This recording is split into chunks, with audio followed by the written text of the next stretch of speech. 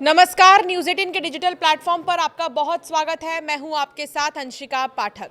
आगामी 1 फरवरी 2026 का दिन भारतीय अर्थव्यवस्था के पन्नों में सुनहरे अक्षरों में दर्ज होने जा रहा है। रविवार को जब वित्त मंत्री निर्मला सीतारमण संसद भवन में अपना ही बही खाता खोलेंगी तो सिर्फ देश ही नहीं बल्कि पूरी दुनिया की निगाहें उन पर टिकी होंगी। ये बजट इसीलिए भी बहुत नाजुक मोड़ पर आ रहा है क्योंकि अमेरिका ने हाल ही में भारतीय शिपमेंट्स पर 50% का भारी भरकम टैरिफ लगा दिया। वैश्विक दबाव और घरेलू उम्मीदों के बीच संतुलन बनाना सरकार के लिए किसी अग्नि परीक्षा से कम नहीं होगा। टीवी पर बजट भाषण सुनते समय कई बार आम आदमी को भारी भरकम आर्थिक शब्दावली उलझा देती है। बजट को गहराई से समझने के लिए इसकी डिक्शनरी को आज समझना बहुत ज्यादा जरूरी है। बजट भाषण में मुद्रास्फीति और जीडीपी जैसे शब्द बार बार गूंजते हैं।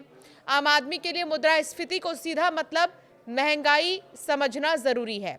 मुद्रास्फीति की बात अगर कहीं हो रही है तो इसका सीधा कनेक्शन महंगाई से है, इतना आप समझ जाइए। जब आपकी जेब में रखे नोट की कीमत कम हो जाए और बाजार में सामान के दाम बढ़ जाए तो समझिए मुद्रास्फीति बढ़ गई है। आसान शब्दों में, अगर आप आज उतने ही पैसों में कल के मुकाबले कम सामान खरीद पा रहे हैं तो ये महंगाई की मार है। तो वहीं जीडीपी यानी कि सकल घरेलू उत्पाद देश की आर्थिक सेहत का रिपोर्ट कार्ड होता है। देश की सीमाओं के भीतर एक साल में जितने भी सामान बने और सेवाएं दी गई उनकी कुल मार्केट वैल्यू ही जीडीपी है।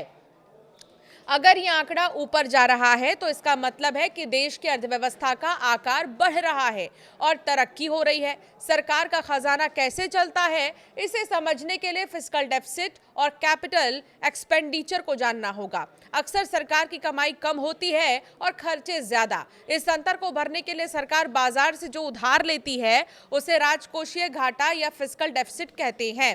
यह आंकड़ा जितना कम हो अर्थव्यवस्था उतनी मजबूत मानी जाती है। खर्चों की बात करें तो कैपिटल एक्सपेंडिचर सबसे महत्वपूर्ण है। ये वो पैसा है जो सरकार सड़क, पुल या स्कूल बनाने पर खर्च करती है।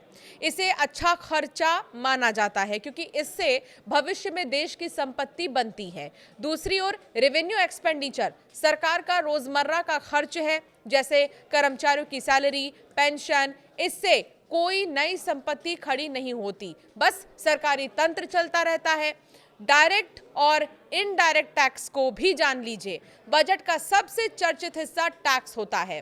डायरेक्ट टैक्स वो है जो आप सीधे सरकार को देते हैं, जैसे आपका इनकम टैक्स। इसका बोझ आप किसी और पर नहीं डाल सकते हैं।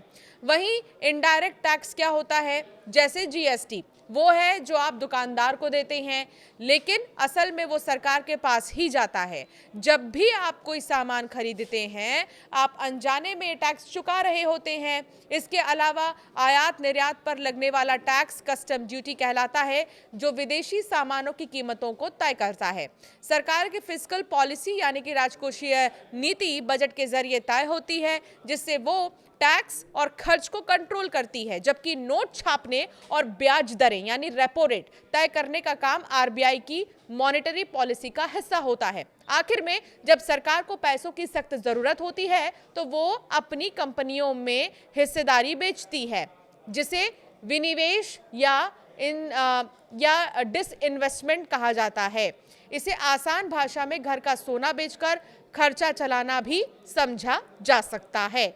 तो आपको समझ में ये तो आ गया होगा कि आखिर बजट में कौन से शब्दों का इस्तेमाल सबसे ज़्यादा होगा, तो उसके मायने क्या होंगे, चाहे वो फिस्कल डेफिसिट हो, चाहे वो टैक्स से जुड़ा हो या फिर मुद्रास्फीति से जुड़ा हो। अगर इन चीज़ों का जिक्र हो रहा है बजट के दौरान तो आप समझ जाइए कि देश की आर्थिक स्थिति कैसी है, या महंगाई बढ़ने वाली है, घटने वाली है, क्या होने वाली है।